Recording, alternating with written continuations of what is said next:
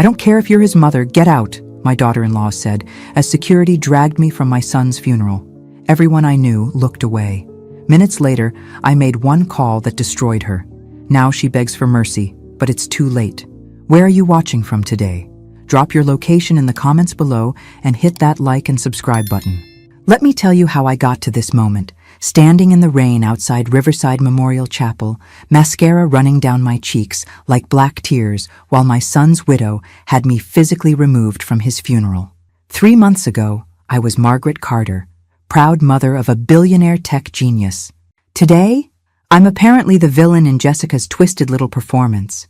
It started when David came home that Tuesday in March, eyes bright with excitement about some woman he'd met at a charity auction. Her name's Jessica, Mom. She's incredible, smart, funny, gorgeous. I should have been happy.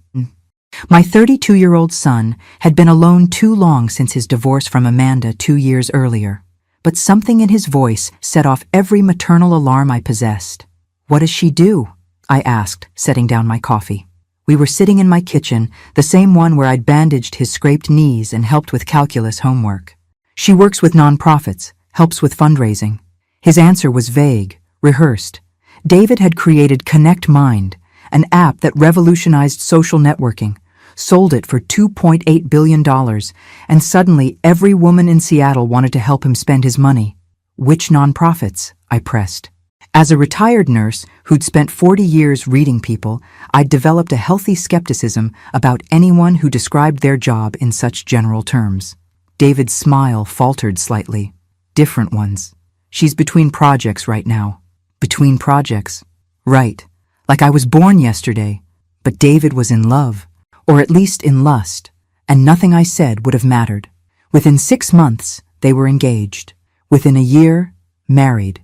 And within 13 months, David was dead from what the police called an unfortunate accident involving cleaning supplies and poor ventilation in his basement workshop. Standing outside that funeral home, rain soaking through my black dress, I knew 3 things with absolute certainty. David hadn't died accidentally, Jessica had killed him, and she'd somehow convinced everyone that I was an unstable, grieving mother, making wild accusations. The worst part? Even Ryan Mitchell, David's best friend since college, had taken her side. "Mrs. Carter," he'd said gently at the graveside, "I know this is hard, but you need to accept what happened.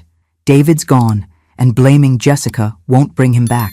Ryan, who'd been like a second son to me. Ryan, who used to raid my refrigerator and sleep on our couch through college. Ryan, who'd stood up as David's best man and promised to watch out for his happiness. Now he was defending the woman who'd killed him. I pulled out my phone with shaking hands and dialed a number I'd hoped never to use. "Detective Rodriguez? This is Margaret Carter. I need to report a murder." 2 years earlier, David had bounced into my house like a teenager with his first crush. "Mom, you have to meet her. I'm bringing Jessica to Sunday dinner next week." I was arranging flowers. David's late father had always brought me roses on Sundays, and I kept the tradition alive by buying them myself. "That's wonderful. Sweetheart, tell me about her." "She's 29, originally from Portland. Lost her parents in a car accident when she was 25. No siblings.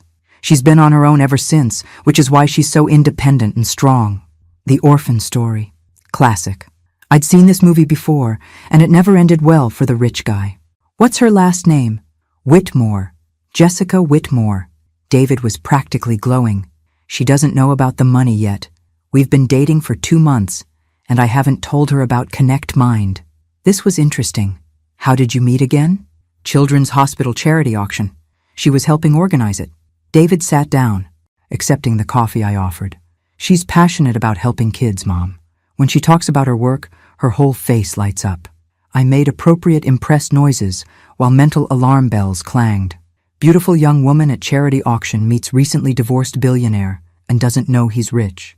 Either she was the most oblivious person on the planet, or she knew exactly who David was and was playing a very sophisticated game. Sunday dinner was educational. Jessica Whitmore was absolutely beautiful. Long blonde hair, perfect figure, stunning blue eyes that seemed to take in every detail of David's house. She was also charming asking thoughtful questions about my nursing career and complimenting my pot roast with just the right amount of enthusiasm. Too much enthusiasm, actually. Who gets that excited about pot roast? Mrs. Carter, she said, helping clear dishes despite my protests. David talks about you constantly. You clearly did an amazing job raising such a wonderful man. Please call me Margaret. I watched her stack plates with practiced efficiency. David mentioned you work with children's charities? Whenever I can. Having lost my parents so young, I understand how important support systems are for vulnerable kids. Her eyes glistened with perfectly timed tears. After dinner, I followed them onto the back porch where David was showing off his workshop. This is where I developed Connect Mind, he said proudly. Spent 3 years down here coding and designing before the app launched. I watched Jessica's face carefully. Her expression showed polite interest, but I caught a flicker of something else. Recognition? Calculation? It was gone so quickly I might have imagined it. What's Connect Mind? She asked. The question sounded natural, but something about her tone felt rehearsed. David launched into the explanation he'd given 100 interviews, how he'd created an app that made social networking more intuitive and personal, how it had grown from a college project to a platform with 200 million users. That's incredible, Jessica breathed. You must be so proud. And successful. There, that little pause before successful, she was fishing. It's done well, David said modestly. He still hadn't told her about the $2.8 billion sale. After they left, I sat in my kitchen making mental notes. Beautiful? Check. Charming? Check. Conveniently orphaned with a tragic backstory? Check. Working in nonprofits where financial records were murky and oversight was minimal? Check. And then there was the biggest red flag of all. She was trying too hard. Real people, especially people dealing with genuine grief over lost parents, don't perform their emotions quite so perfectly. I called my friend Helen, who'd worked as a private investigator before retiring. I need a background check, I said, quietly. Maternal instincts acting up? Helen knew me well. Something like that. Her name is Jessica Whitmore, originally from Portland. Claims her parents died in a car accident about 4 years ago. 2 weeks later, Helen called back. Margaret, we need to talk. In person. We met at Starbucks, and Helen slid a folder across the table. There's no record of any Jessica Whitmore from Portland whose parents died in a car accident 4 years ago. In fact, there are only 3 Jessica Whitmores in Oregon, and they're all alive with living parents. My blood ran cold. So who is she? That's what we need to figure out. But Margaret, Helen's voice was serious, if she's lying about her identity, she's lying about everything else too. I drove home with my hands gripping the steering wheel, trying to figure out how to tell David that the love of his life was a complete fraud. But when I pulled into my driveway, Ryan Mitchell was waiting for me, leaning against his car with a concerned expression. Mrs. Carter, we need to talk about David and Jessica. I'm worried about him, Ryan said, following me into the house. David's completely infatuated, but something feels off about her. Finally, someone else who saw it. What do you mean? Ryan accepted the coffee I offered and sat across from me at the kitchen table. Last week, David mentioned he was thinking about updating his will. He wants to make Jessica his primary beneficiary. I nearly dropped my mug.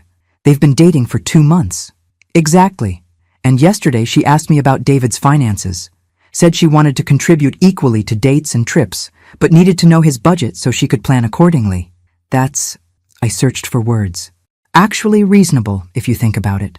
Except she specifically asked about his liquid assets and investment portfolio. Who talks like that unless they're already thinking about money? Ryan pulled out his phone. There's something else. I did some digging after our conversation about her working with charities. I couldn't find any record of Jessica Whitmore working with any nonprofit in the Seattle area. No employment history, no volunteer records, nothing. This confirmed Helen's findings, but I kept that to myself. What are you thinking? I'm thinking David's about to make the biggest mistake of his life, but he won't listen to me. Every time I try to bring up concerns, he gets defensive and says I'm being overprotective. Over the next few weeks, I watched Jessica work her magic on my son, with the skill of a professional. She cooked his favorite meals, laughed at his jokes, and showed just enough independence to stroke his ego while making him feel needed and protective. The breaking point came during Thanksgiving dinner. David had insisted Jessica join us, and she'd arrived with a beautiful pie and stories about how much she missed family holidays since losing her parents. "David," she said softly during dessert, "I need to tell you something. I've been offered a position with a charity in Portland. It's a wonderful opportunity, but it would mean moving away." David's face went white. "You can't leave. Not now." "I don't want to," she said, tears sparkling in her eyes. "But I can't ask you to uproot your life for someone you've known such a short time." "What if we got engaged?" David blurted out. "David, would you stay if we were planning a future together?" I watched this manipulation unfold with sick fascination. Jessica had maneuvered him into proposing by threatening to leave, and David was too besotted to see the strings being pulled. "Oh, David," she whispered. "Are you sure? It seems so fast." "I've never been more sure of anything." David was already reaching for her hand. "I love you, Jessica. Marry me." The proposal was romantic and heartfelt, and Jessica's acceptance was beautifully performed. But I caught her glancing at David's Rolex during their embrace, and I knew I was watching a predator secure her prey. After dinner, I followed Jessica to the guest bathroom. "Can we talk privately for a moment?" She smiled, but something cold flickered in her eyes. "Of course, Margaret. I want you to know that David means everything to me. He's been through a difficult divorce, and he's vulnerable right now." "I understand your concern," Jessica said smoothly. "You're being protective, which shows how much you love him. I promise you, I would never hurt David." "Good, because if you did, if you turned out to be someone other than who you're claiming to be, I would make sure you regretted it." Jessica's smile never wavered, but her voice dropped to a whisper. "Margaret, I think you should be very careful about making threats, especially when David's happiness is at stake. He's told me how protective you can be, how sometimes your concern comes across as controlling and interfering." The threat was subtle but clear. She was already working to isolate David from me, planting seeds that would blossom into conflict later. "Is everything okay in there?" David called from the living room. "Perfect," Jessica called back sweetly. "Your mother and I are just getting to know each other better." 3 months later, they were married in a small ceremony at the courthouse. Ryan was best man, I was matron of honor, and Jessica had no family present because, as she explained tearfully, the holidays were too difficult without her parents. I smiled and took pictures and gave a toast about welcoming Jessica to our family. But that night, I started keeping a journal, documenting every conversation, every interaction, every red flag that David was too love-blind to see. Because I knew this woman was going to destroy my son's life. I just didn't know she was planning to end it. The first sign of serious trouble came 6 months after the wedding, when David called me crying. "Mom, Jessica's pregnant, but she lost the baby. The doctor says it was a miscarriage, probably stress-related." I drove to their house immediately, bringing soup and flowers. Jessica was in bed, pale and tragic, while David hovered nearby looking devastated. "I'm so sorry for your loss," I said, though something felt performative about her grief. "We hadn't even told anyone yet," David said. "We wanted to wait until the second trimester, but..." He broke down again. Jessica reached for his hand. "The doctor said it's common, especially with my age and stress level. But losing this baby, our first child together..." I spent the day cooking and cleaning for them, watching Jessica's performance with growing suspicion. She was suffering, certainly, but there was something calculated about it, as if she was using the tragedy to bind David closer to her. 2 weeks later, Ryan called me with disturbing news. "Mrs. Carter, I don't know how to say this, but I don't think Jessica was ever pregnant." My stomach dropped. "What do you mean?" "David asked me to handle some insurance paperwork related to the miscarriage, and I needed medical records. There's no record of Jessica ever being pregnant. No doctor visits, no blood tests, no ultrasounds. Nothing." "That's impossible," I said, but even as the words left my mouth, I knew Ryan was right. David wouldn't lie about something like that. David's not lying, but I think Jessica is. Ryan's voice was tight with anger. "I think she faked the entire pregnancy and miscarriage to manipulate him." This was beyond anything I'd imagined, even with all my suspicions. "Do you have proof?" "Not concrete proof, but I started paying attention to details after our conversation. Remember how she said the stress of the holidays caused the miscarriage? I checked the timeline. She claimed to be 8 weeks pregnant in January, which would mean she conceived in early November. But David was traveling for business the entire first 2 weeks of November. I felt sick. So she couldn't have been pregnant by him? Not with that timeline. And there's something else. I hired a private investigator to look into Jessica's background more thoroughly. Ryan, you could have talked to me first. I was protecting David. And you. If something happened to me, I wanted someone else to know what I'd discovered. The investigator had found records of a Jessica Whitmore in Nevada who'd been arrested for fraud 3 years ago. The charges had been dropped when the victim, an elderly man she'd been caring for, died before the case went to trial. She's done this before, I whispered. Multiple times, from what we can tell. She targets wealthy men, usually ones who are isolated or vulnerable. She builds trust, gets access to their finances, then disappears after cleaning them out. But David's not elderly or isolated. He has friends, family. He's a recent divorce with trust issues and more money than he knows what to do with. And she's been working to isolate him. Think about it. When's the last time David called you without her being present? I couldn't remember. What do? We gather evidence and present it to David. But we have to be careful. If we come at this wrong, he'll choose her over us and cut us out completely. Over the next month, Ryan and I worked together, documenting Jessica's lies and inconsistencies. We discovered she'd been using a false social security number, had no credit history before meeting David, and had been married twice before under different names. But when we tried to approach David with our findings, Jessica was already 3 steps ahead of us. David's been very hurt by the suspicions and accusations from people who should support him, she told me during a tense lunch meeting. Especially from you, Margaret. He feels like you've never accepted our marriage. That's not true. I just want him to be happy. Then why are you investigating me? Why are you hiring private detectives and spreading rumors about my past? My blood turned to ice. She knew about Helen and the background check from months ago. David deserves to know if someone he trusts is lying to him. Jessica leaned forward, her voice dropping to barely above a whisper. Margaret, I'm going to give you some advice. Stop. Whatever you think you've discovered, whatever theories you're building, just stop.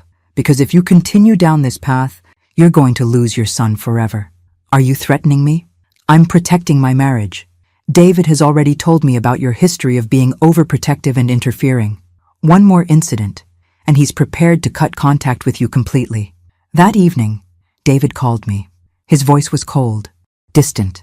Mom, we need to talk about boundaries. Jessica told me about your conversation today, and I'm disappointed. You're investigating my wife like she's a criminal. David, she's not who she claims to be. Ryan and I have found evidence. Ryan's jealous that I found happiness after Amanda, and you're having trouble adjusting to me being married. I get that, but this has to stop. What if I could prove that she's lying about her identity, about her past? Then you'd be making the biggest mistake of your life. David's voice was final. Jessica is my wife, and I trust her completely. If you can't respect that, maybe we need some space until you can. After he hung up, I sat in my kitchen staring at the phone, realizing that Jessica had successfully isolated my son from everyone who cared about him. She'd turned his protective instincts against his own family. But I wasn't giving up. If anything, this conversation convinced me that David was in even more danger than I'd realized. I called Ryan, but his phone went straight to voicemail. I tried again an hour later, then drove to his apartment. His car wasn't there, and his neighbor said she hadn't seen him in 2 days. Something was wrong. Ryan had been afraid, I realized, when he'd mentioned wanting someone else to know what he'd discovered. He'd been preparing for the possibility that Jessica might come after him, too. I drove back home through Seattle traffic, mind racing. Jessica had David isolated and suspicious of everyone who might expose her. She'd faked a pregnancy and miscarriage to deepen his emotional attachment. And now Ryan, the only other person who knew the truth about her, was missing. That night, I called the police to report Ryan as missing, but they told me 48 hours hadn't passed yet. Adults were allowed to disappear without checking in with their friends' mothers. I didn't sleep. Instead, I sat at my kitchen table with all the evidence Ryan and I had gathered, trying to figure out Jessica's endgame. She'd married David, gained his trust, and systematically removed threats to her position. But what was her ultimate goal? The answer came to me at 3 a.m., sudden and terrifying. David's will. He'd mentioned updating it to make Jessica his primary beneficiary. If something happened to David, she'd inherit everything, $2.8 billion and all his assets. Jessica wasn't planning to steal from David. She was planning to kill him. I spent the sleepless night making lists, connecting dots, building a case that sounded insane even to me. My son's wife was planning to murder him for his inheritance. In the cold light of dawn, I knew no one would believe me without proof, but I had to try to warn David one more time. I arrived at their house at 7 a.m. with fresh croissants and coffee, hoping to catch David before he left for his morning run. Jessica answered the door in a silk robe, hair perfectly styled despite the early hour. "Margaret, what a surprise. I brought breakfast. Is David awake?" "He's in the shower. Actually, this is perfect timing. I've been wanting to talk to you privately." She led me to the kitchen, where she moved with the confidence of someone completely in control of her territory. "Coffee? Please." I set down the bag of pastries, mind racing for the right approach. "Margaret, I know you don't trust me. You've made that very clear. But I need you to understand something. I love David, more than I've ever loved anyone." The words sounded rehearsed, but her delivery was flawless. "Then you'll understand why I'm concerned about some inconsistencies in your background." Jessica poured coffee with steady hands. "What kind of inconsistencies?" "Your parents' accident, your nonprofit work, even your pregnancy." I watched her face carefully. "None of it checks out, Jessica." She was quiet for a long moment, and when she looked up, her eyes were different, colder, more calculating. "You've been very thorough. I'm protecting my son." "From what? From happiness? From love?" Jessica's voice rose slightly. "David and I are building a life together. We're talking about children, travel, growing old together. Why are you so determined to destroy that? Because you're lying about everything. Your name, your history, your intentions." Jessica walked to the window, looking out at the garden David had planted for her last spring. "You know, Margaret, you're right about some things. My past is complicated, but everyone deserves a second chance, don't they?" This felt like the closest thing to truth she'd ever told me. "What kind of second chance?" "The chance to be loved by a good man. The chance to build something real and lasting. The chance to leave behind mistakes and poor choices." She turned back to me, and for a moment, her mask slipped entirely. "Do you really think I'd hurt the best thing that's ever happened to me?" Before I could answer, David's voice boomed from upstairs. "Jess? Was that the door?" "Your mother brought breakfast," Jessica called back, her performance mask sliding seamlessly back into place. David appeared in the kitchen, hair still damp from his shower, grinning at the sight of the croissants. "Mom, you're the best. I was just telling Jess we should have you over more often." I watched him kiss his wife's cheek, saw her melt into his embrace with what looked like genuine affection, and felt my certainty waver. Maybe I was wrong. Maybe she really did love him, despite her lies about the past. "David, can I ask you something?" I said carefully. "Have you heard from Ryan lately? I've been trying to reach him." David frowned. "Ryan? Yeah. He said he was taking some time off, maybe doing some traveling, said he needed space to think about some things." "Why?" Jessica was watching me over her coffee cup, and I saw something flash in her eyes. Warning? Threat? "Just wondering. He seemed stressed the last time we talked." "Ryan's been having a hard time since his breakup with Sarah," David said. "He'll surface when he's ready. You know how he is about processing emotions." After breakfast, I hugged David goodbye, memorizing the feel of his arms around me, the scent of his cologne, the way he said, "Love you, Mom," like he'd been saying since he was 5 years old, because I was terrified it might be the last time. That afternoon, I did something that went against every ethical principle I'd been taught as a nurse. I drove to the medical examiner's office where my friend Patricia worked and asked her to run a hypothetical toxicology scenario for me. "Margaret, what's this about?" Patricia asked, looking at the list of symptoms I'd provided. "Just humor me. If someone wanted to slowly poison another person, making it look like natural illness, what would they use?" Patricia studied the list. "These symptoms could indicate several things, but given the progression you've described, probably digitalis poisoning." "What's that?" Digitalis is derived from foxglove plants. In small doses, it's used to treat heart conditions. In larger doses, or when accumulated over time, it causes exactly what you've described: fatigue, confusion, digestive issues, eventually leading to heart failure. My mouth went dry. How would someone administer it? Easy. It's tasteless and odorless. Could be added to food, drinks, vitamins. The scary thing about digitalis poisoning is that it mimics natural heart disease, especially in men David's age with high stress levels. I thought about David's recent complaints about feeling tired, his mention of occasional chest pains that his doctor had attributed to stress. How would you detect it? Blood tests, but only if you knew to look for it. Otherwise, it would look like a heart attack, especially if the victim had been under medical care for stress-related symptoms. Patricia leaned forward, concerned. Margaret, please tell me this is for a book you're writing or something. I managed a weak smile. Something like that. That night, I sat in my car outside David and Jessica's house, watching lights move from room to room as they went about their evening routine. At 9 p.m., Jessica's silhouette appeared in the kitchen window. She was at the counter, possibly preparing something to drink, David's nightly tea. He'd mentioned that Jessica had gotten him into the habit of drinking herbal tea before bed to help him relax. My phone buzzed with a text from an unknown number. Stop watching or you'll join Ryan. I looked around frantically, but saw no one. My hands were shaking as I started the car and drove home, checking my rearview mirror every few seconds. But I had my answer. Jessica was poisoning David slowly with digitalis, probably through his nightly tea. Ryan had gotten too close to the truth and had been eliminated, and now she was warning me to back off or face the same fate. The next morning, I called Detective Sarah Rodriguez and told her everything. About Jessica's false identity, the faked pregnancy, Ryan's disappearance, and my suspicions about the poisoning. Mrs. Carter, these are very serious accusations. Do you have any concrete evidence? Not enough to convince David, but enough to save his life if you'll listen to me. We agreed to meet that afternoon to go over everything Ryan and I had discovered. But when I arrived at the police station, Detective Rodriguez had terrible news. Mrs. Carter, I'm sorry to tell you this, but we found Ryan Mitchell's body this morning. He'd been dead for several days, apparently from a drug overdose in his apartment. The room started spinning. Ryan doesn't do drugs. He barely drinks alcohol.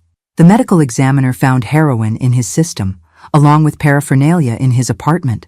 It appears to be suicide, possibly related to depression over his recent breakup. That's impossible. Ryan was helping me investigate Jessica. He'd never kill himself, especially not with drugs. Detective Rodriguez studied my face carefully. Mrs. Carter, I'm going to be very direct with you. Grief can make people see conspiracies where none exist. Your son recently married, your relationship with his wife is strained, and now his best friend has died tragically. It's natural to want someone to blame. What if I could prove Jessica killed Ryan? What if I could prove she's poisoning David right now? Then you'd need to bring me evidence, real evidence, not theories and suspicions. I left the police station knowing that if I was going to save David's life, I'd have to do it myself. Jessica had covered her tracks too well, made herself look too innocent, and positioned me as a paranoid, interfering mother whose accusations couldn't be trusted. But I had one advantage she didn't know about. 40 years as a nurse had taught me how to gather evidence, how to document symptoms, and how to prove poisoning even when everyone thinks you're crazy. That night, I made a decision that would either save my son's life or destroy what remained of our relationship forever. I was going to break into David's house and get proof that Jessica was killing him, because in 72 hours, I was certain my son would be dead. Breaking into my son's house felt like the most natural thing in the world when his life was at stake. I'd helped David pick the lock on his childhood bedroom door enough times to know that desperate times call for creative solutions. It was Thursday night, 11 p.m. David and Jessica were at a charity gala downtown, the same type of event where they'd met. I had maybe 3 hours before they returned. Assuming Jessica didn't drug David's champagne there too. I'd spent 2 days planning this like a military operation. Black clothes, small flashlight, latex gloves I'd borrowed from my old hospital supply. If anyone saw me, I was just a concerned mother checking on her son's house while they were away. Perfectly innocent. The back door key was still hidden under the fake rock near David's workshop. Some habits from childhood never die. As I slipped inside, the familiar scent of Jessica's expensive perfume hit me like a wall of deception. The kitchen was pristine, of course. Jessica maintained David's house like a museum. Everything in its place, Nothing out of order. Perfect wife, perfect home, perfect murder in progress. I found David's tea collection in the pantry. Dozens of exotic blends Jessica had introduced him to. Chamomile for relaxation, passion flower for better sleep, and tucked behind the others, a small tin labeled Evening Calm Blend in Jessica's handwriting. The tin contained what looked like ordinary herbal tea, but when I held it under my flashlight and examined it closely, I could see tiny fragments that didn't belong. Small pieces of what looked like dried flowers, darker than the chamomile. Foxglove. I was almost certain of it. I carefully collected a sample in a small plastic bag, then searched the rest of the kitchen. In the spice cabinet, behind the oregano, I found a small glass vial with no label. It contained liquid and smelled faintly medicinal. Liquid digitalis concentrate, most likely. A few drops in David's nightly tea would be virtually undetectable, but would slowly accumulate in his system until his heart simply stopped beating. My phone buzzed. Text message from David. Having a wonderful time at the gala. Jessica looks beautiful tonight. Love you, Mom. Even now, even while she was systematically killing him, he was thinking about how much he loved his murderous wife. My heart broke for him. I photographed everything. The tea tin, the vial, the locations where I'd found them. Then I moved to David's office, looking for evidence of the updated will Jessica had pushed him to create. What I found was worse than I'd imagined. David's computer was password protected, but I knew my son. His password had been the same since college. Roses for Mom, 1987, the year he'd first brought me flowers for Mother's Day with his own money. The will was devastating in its simplicity. Jessica inherited everything. The house, the investments, the bank accounts, even David's shares in his friends' tech companies. There were small bequests to charity, but nothing for me. Not even his father's watch, which had been promised to me years ago. But it was the date that made my blood run cold. The will had been updated just 2 weeks ago, right after Ryan's suicide. Jessica hadn't wasted any time moving to the final phase of her plan. I was photographing the will when I heard a car door slam in the driveway. They were home early. I quickly closed the computer and looked around frantically. The front door was opening, Jessica's laughter echoing through the house. I couldn't get to the back door without passing the living room where they'd see me.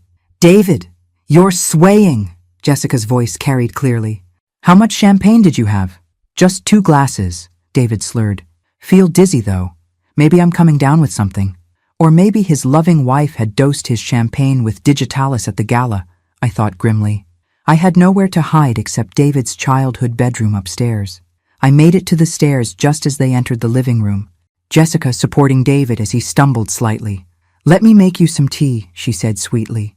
"Something to settle your stomach." From the upstairs hallway, I watched Jessica move to the kitchen with practiced efficiency. She filled the kettle, selected a mug, and opened the tea tin I'd just been examining. Even from this distance, I could see her add extra dried herbs to David's cup. She was going to kill him tonight. David was slumped on the couch, head in his hands. "Jess, I feel really sick. Maybe I should call the doctor." "Don't be silly," Jessica said, returning with the steaming mug. "You just need rest. Drink this, and you'll feel better in the morning." I watched my son take the poisoned tea from his wife's hands and trust her completely. He drank half the cup before setting it aside and closing his eyes. "I love you so much," he mumbled. "I love you too," Jessica replied, and for the first time, I thought I heard genuine emotion in her voice, which made what she was doing even more monstrous. Within minutes, David was unconscious on the couch. Jessica checked his pulse, then pulled out her phone and dialed. "It's done," she said quietly. "He had the tea. You can come over now." My heart stopped. There was someone else involved, a partner. 20 minutes later, I heard another car in the driveway. From the bedroom window, I watched a familiar figure approach the front door. Ryan Mitchell, very much alive, walking confidently up to my son's house like he belonged there. Jessica opened the door and kissed him passionately before leading him inside. "How much did you give him?" Ryan asked, kneeling beside David's unconscious form. "Enough to keep him out for hours, but not enough to kill him yet. We need to make this look like a heart attack brought on by stress and alcohol." Ryan pulled a small syringe from his jacket. "The concentrated dose should do it. Quick, painless, and the autopsy will show cardiac arrest consistent with his recent symptoms. I was frozen in horror, watching David's best friend prepare to murder him while his wife held his hand lovingly. "Any word from the old lady?" Ryan asked. "She's backed off since your disappearance. I think she's finally accepted that David chose me over her paranoid accusations." "Good. After tonight, she can grieve her son's tragic early death and leave us alone to enjoy his money." Ryan prepared the syringe while Jessica stroked David's hair. "I really do love him, you know," she said softly. "I know. That's what makes you so good at this." Ryan checked the dosage. "Ready?" That's when I made my decision. I couldn't save David by calling the police. They'd never arrive in time. I couldn't physically overpower both of them, but I could do something else. I could record everything. My phone was already in video mode when Ryan approached David with the syringe. From my position at the top of the stairs, I had a clear view of the living room and could hear every word they said. "Wait," Jessica said suddenly. "Something's wrong. Look at his breathing." Ryan knelt closer to David, checking his pulse. "What do you mean?" "It's too shallow. The digitalis level might have built up more than we calculated." Jessica's voice carried genuine concern. "If we inject him now, it might be obvious it wasn't natural." I watched Ryan sit back on his heels, frustrated. "So what do we do? We can't wait much longer. Your neighbor, Mrs. Patterson, said she'd check on you tomorrow morning if she didn't hear from David. We adjust the plan. Make it look like he had a heart attack in his sleep. Natural progression from the stress and poisoning." Ryan stood up, pacing. "That's risky. What if he wakes up before morning? What if the digitalis isn't enough? Then we improvise." Jessica's voice hardened. "We've come too far to stop now." I kept recording as they discussed the details of murdering my son like they were planning a dinner party. My hands were shaking, but I forced myself to stay calm and capture every incriminating word. "How much longer until the inheritance is clear?" Ryan asked. 6 months, maybe less. I'll play the grieving widow, sell the house, liquidate the assets. By Christmas, we'll have access to everything." "And then?" Jessica smiled, and it was the first genuine expression I'd seen from her. "Then we disappear. New identities, new lives, somewhere tropical, with no extradition treaties." "You've thought this through." "I've been thinking about it since the day I met David at that charity auction." "Did you really think I was there to help sick children?" Jessica laughed quietly. "I was there because I'd researched every wealthy tech executive in Seattle, and David seemed the most vulnerable." Ryan joined her laughter. "Recent divorce, trust issues, close relationship with his mother that could be exploited to make him feel protective and isolated." "Exactly, and you were perfect bait to get close to him. His best friend since college, someone he trusted completely." I felt nauseous listening to them describe how they'd manipulated David's emotions and relationships. These people had studied my son like a science experiment, identifying his weaknesses and exploiting them systematically. "The fake pregnancy was brilliant," Ryan continued. "Really sealed his commitment to you. That was your idea. And staging my miscarriage right after we'd gathered financial information was perfect timing. They'd planned everything. The courtship, the marriage, even the fake tragedy that had made David more protective and devoted. My son had never had a chance." "What about Margaret?" Ryan asked. "She's been suspicious from the beginning." "Margaret will grieve her son and eventually move on. She's in her 50s, still has time to build a new life. Unlike David, she'll have the luxury of growing old." The casual way Jessica dismissed my future while planning my son's death filled me with rage. But I kept recording, knowing this evidence was the only chance of saving David and ensuring justice. "We should move him to the bedroom," Jessica said. "Make it look more natural when he's found tomorrow." They worked together to lift David's unconscious body, Ryan taking his shoulders while Jessica supported his legs. I watched them carry my son upstairs like pallbearers, discussing the best position to arrange his body for maximum believability. "On his side," Ryan suggested. "Looks like he fell asleep naturally and his heart just stopped." "Perfect. And I'll sleep in the guest room tonight. Say I had insomnia and didn't want to disturb him. Gives me an alibi for not noticing anything wrong until morning." They positioned David carefully in his bed, Jessica even tucking him in with tender care that would have been touching if it weren't part of staging his murder scene. "How much time do we have?" Ryan asked. Jessica checked her phone. "The digitalis should take effect within 3-4 hours. His heart will stop sometime between 4 and 6 a.m. I'll discover the body around 8. Call 911 in hysterics. And the teacup? Already washed and put away? No traces of anything unusual. Ryan kissed Jessica goodbye, and I realized they'd been lovers throughout David's entire marriage. Every family dinner, every holiday celebration, every moment when Ryan had seemed like a loyal friend, he'd been secretly planning my son's destruction. "See you at the funeral," Ryan said with dark humor.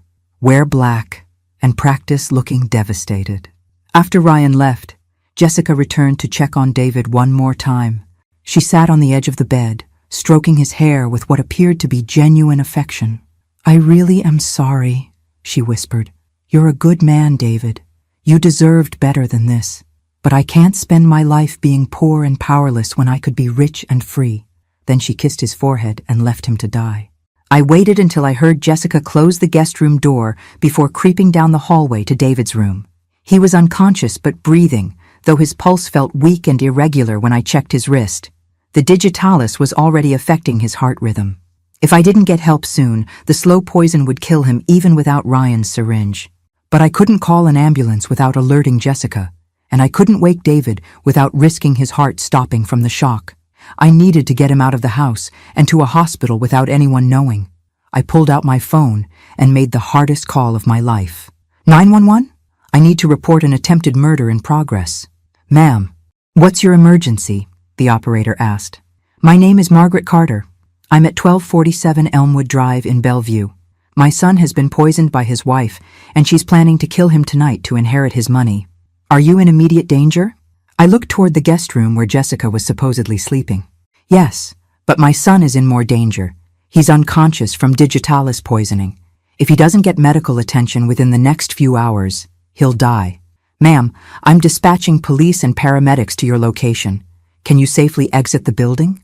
"Not without my son. And there's something else. I have video evidence of the murder plot. The victim's wife and his best friend planned this together." The operator kept me on the line while I explained the situation. Within 12 minutes, I heard sirens approaching. Jessica's door opened immediately. "David, what's happening?" She appeared in the hallway wearing a silk nightgown, hair mussed, looking like the perfect concerned wife awakened by emergency vehicles. Even knowing what she was, I had to admire her commitment to the role. "I don't know," I said, stepping out of David's room. "I came to check on David when I heard sirens and found him unconscious." Jessica's eyes widened in what looked like genuine shock. "Margaret? What are you doing here? I was worried about him. He seemed sick at the gala." Red and blue lights flashed through the bedroom windows as police cars surrounded the house. Jessica rushed to David's bedside, and for a moment I wondered if her performance had convinced even her that she cared about him. David, wake up!" She shook his shoulders gently, then looked at me with fear that seemed completely real. "What's wrong with him?" The front door burst open. "Police? Is anyone injured?" "Up here," I called. "My son is unconscious. I think he's been poisoned." 3 officers and 2 paramedics quickly filled the bedroom.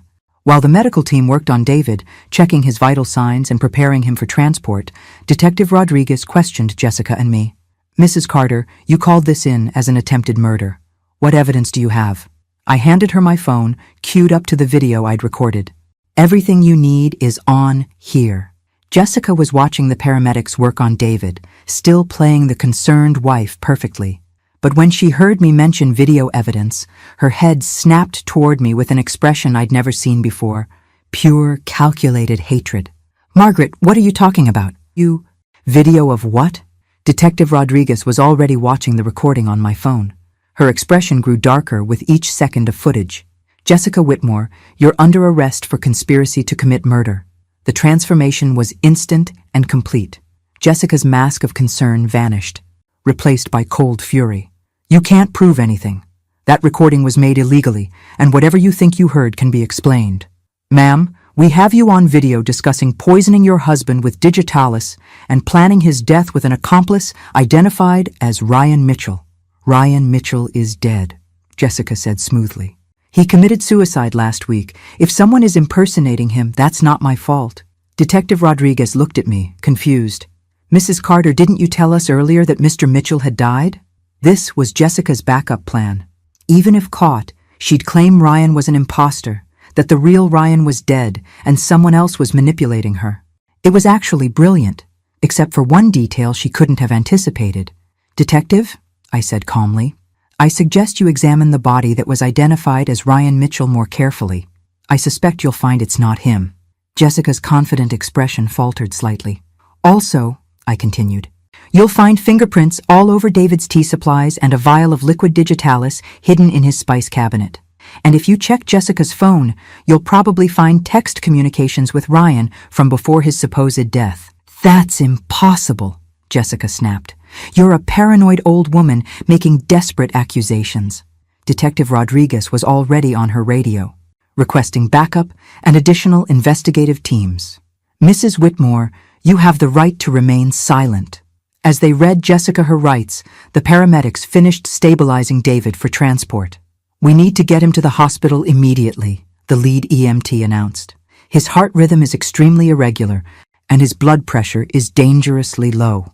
I rode in the ambulance with David, holding his hand while the medical team worked to counteract the digitalis poisoning. At the hospital, doctors confirmed what I already knew. David had been systematically poisoned over several months, and tonight's dose had nearly killed him. "If you hadn't called when you did," the emergency room doctor told me, "he would have been dead within 2 hours." 3 days later, David was awake and recovering when Detective Rodriguez visited with an update that validated everything I'd suspected. The body identified as Ryan Mitchell was actually a homeless man named Thomas Wheeler. Mr. Mitchell had apparently befriended Wheeler, got him addicted to drugs, then overdosed him and switched their identifications. David looked devastated. Ryan's really been alive this whole time? Very much alive, and very much in custody. We arrested him this morning at a motel in Oregon where he was waiting for news about your death. How long had they been planning this? Detective Rodriguez consulted her notes. According to phone records and financial documents we've seized, at least 2 years.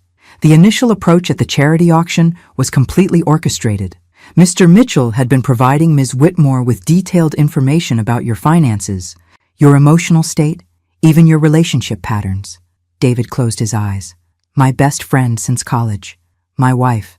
They were working together the entire time. I'm sorry, Mr. Carter, but your mother's quick thinking and evidence gathering saved your life." After Detective Rodriguez left, David and I sat together in the hospital room, processing the magnitude of the betrayal he'd experienced. "Mom, I owe you an apology, and my life." I squeezed his hand. "You don't owe me anything, except the promise that you'll never again dismiss my concerns as paranoia." David managed a weak smile. "Deal. But how did you know? How did you see through Jessica when I couldn't?" I thought about the question carefully. "Because I've been a nurse for 40 years, and I've learned to trust my instincts about people. More importantly, I've learned that people who are too good to be true usually are. What happens now? Now you recover, and Jessica and Ryan go to prison for attempted murder, conspiracy, fraud, and probably half a dozen other charges. But even as I said it, I knew the legal process would be long and difficult. Jessica was smart and had covered her tracks well. There was a chance she could plea bargain to a lesser charge or even convince a jury that she was another victim of Ryan's manipulation. That's when I realized that legal justice might not be enough. Sometimes, when the system fails to protect the innocent, you have to create your own justice. The preliminary hearing was a masterclass in legal manipulation. Jessica's attorney, a sharp woman in an expensive suit, painted her client as another victim of Ryan Mitchell's elaborate con game. "Your Honor, my client was as deceived as Mr. Carter. Mr. Mitchell approached Ms. Whitmore 2 years ago, claiming to be concerned about his friend's emotional state after a difficult divorce. He suggested that Ms. Whitmore, who had recently lost her parents and was struggling financially, might be able to provide the companionship and stability Mr. Carter needed." I watched Jessica dab her eyes with a tissue, playing the role of manipulated victim with the same skill she'd used to play David's loving wife. Mr. Mitchell convinced my client that slowly introducing medicinal herbs into Mr. Carter's diet would help with his stress and insomnia. Ms. Whitmore had no knowledge that these were actually poisonous substances or that Mr. Mitchell's ultimate goal was murder. David gripped my hand tightly as we listened to his wife's defense team rewrite history in real time. Furthermore, Your Honor, the prosecution's primary evidence, a video recording made illegally by the defendant's mother-in-law, shows Ms. Whitmore in what appears to be a coercive situation with Mr. Mitchell. She was clearly frightened and following his instructions under duress. The judge looked skeptical, but allowed the defense to continue. My client's marriage to Mr. Carter was genuine. Her grief over their miscarriage was real. Her love for him is documented through 2 years of communications, photographs, and witness testimony from friends and family. What friends and family? I wanted to shout. Jessica had isolated David from everyone who cared about him. But the lawyer's performance was convincing, and I could see doubt creeping into the judge's expression. Given the circumstances, Your Honor, we request that my client be released on bail pending trial. Ms. Whitmore is not a flight risk, has no prior criminal record, and poses no threat to the community. 2 hours later, Jessica walked out of the courthouse on $500,000 bail, paid by an anonymous benefactor who turned out to be Ryan's mother. Even from prison, Ryan was still pulling strings to protect his partner. That night, David called me from his apartment where he was staying while his house remained a crime scene. Mom, I'm scared. What if Jessica gets acquitted? What if they convince a jury that she was manipulated? They won't, I said with more confidence than I felt. But what if they do? She'll be free to disappear, change her identity again, and find another victim. David was right to be worried. Jessica's defense strategy was sophisticated and might actually work. The video evidence, while damning, had been obtained through illegal entry. The digitalis could be explained as medicinal herbs prescribed by Ryan. Even the fake pregnancy could be spun as another of Ryan's manipulations. What are you thinking, Mom? I can hear it in your voice. I was thinking about something Detective Rodriguez had mentioned during the investigation. Jessica's pattern of targeting vulnerable, wealthy men wasn't new. She'd done this before. In Nevada and California, always careful to stay just on the legal side of fraud and extortion. I'm thinking that Jessica has hurt other people besides us, and those people deserve justice too. What do you mean? I mean we might not be able to prove she tried to murder you, but we might be able to prove she's committed other crimes. Crimes with different statutes of limitations and different evidence requirements. Over the next 2 weeks, while David recovered and Jessica prepared for trial, I did something I'd never imagined doing. I became an investigator. Working with Helen, the retired private detective who'd helped me initially research Jessica, I tracked down her previous victims, men in 3 different states who'd been charmed, manipulated, and robbed by Jessica under different identities. The pattern was always the same. Identify a wealthy, recently divorced man, approach him through mutual interests or charitable causes, establish a romantic relationship, gain access to finances, then disappear before anyone could prove criminal intent. She's been doing this for at least 8 years, Helen told me over coffee. We've found 5 confirmed victims, and probably more who were too embarrassed to report it. Why didn't any of them press charges? Same reason David almost didn't survive. She's very good at making herself look like the victim. Claims the men were abusive or controlling, or that she was trying to leave, but they wouldn't let her. By the time they realize they've been robbed, she's gone, and their money is in offshore accounts they can't trace. But David's case was different. This time, Jessica had gotten greedy.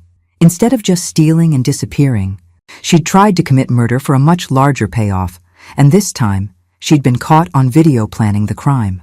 What if we could get her other victims to testify? I asked. That would require them to come forward, and most of them won't want the publicity. But there might be another way. Helen had been thinking about Jessica's financial trail. All that money she stole had to go somewhere. If we can trace her bank accounts and investments, we might find evidence of money laundering or tax evasion, federal crimes with serious penalties. How do we do that? We don't. But the FBI might, if they had a reason to investigate.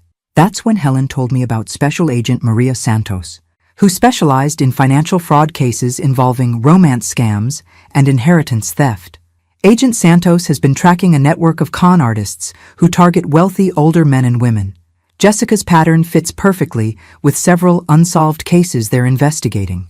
I met with Agent Santos the following Monday in a small coffee shop downtown. She was younger than I'd expected, maybe 40, with sharp eyes and the kind of focused intensity that made me understand why criminals feared federal investigators.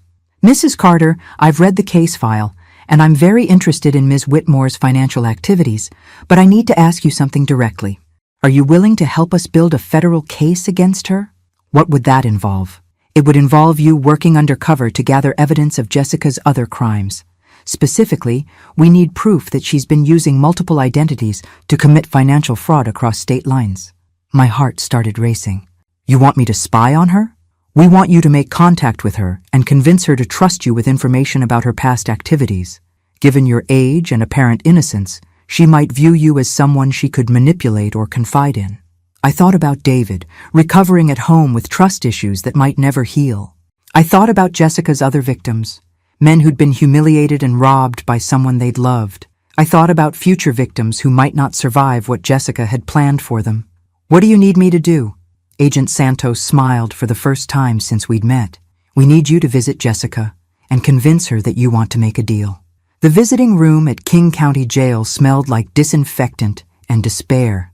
I sat across from Jessica, separated by scratched plexiglass, trying to project the image of a defeated old woman rather than the federal informant I'd become. Margaret, Jessica said through the phone, I'm surprised you came. I needed to see you, to understand. Jessica's eyes showed calculated interest rather than surprise. Even in prison orange, with no makeup and her hair pulled back severely, she was still beautiful, still dangerous. Understand what? How you fooled all of us so completely. How you made David love you while planning to kill him. I let my voice break slightly. I need to know if any of it was real. Jessica was quiet for a long moment, studying my face. You're recording this conversation, aren't you? How could I? They check everything. Not electronically, but emotionally.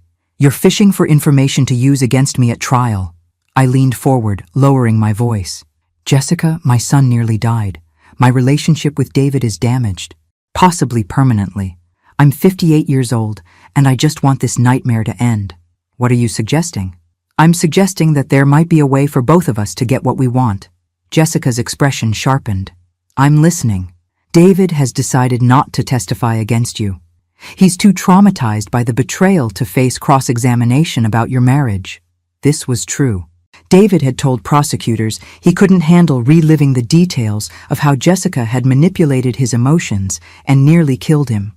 Without David's testimony, I continued, the prosecution's case relies heavily on my illegally obtained video. Your lawyer says there's a good chance it'll be thrown out. She's optimistic about our chances. Jessica agreed carefully. But if you're acquitted, you'll be broke. Legal fees, lost assets, no access to David's money. I paused, letting her process this. Unless someone helped you start over. Someone like you? David feels guilty about how this has affected me. He's offered to set up a trust fund for my retirement. Something substantial enough that I could help certain people disappear if necessary. Jessica's eyes lit up with interest, but her voice remained cautious. Hypothetically, how much money are we discussing? $500,000. Cash.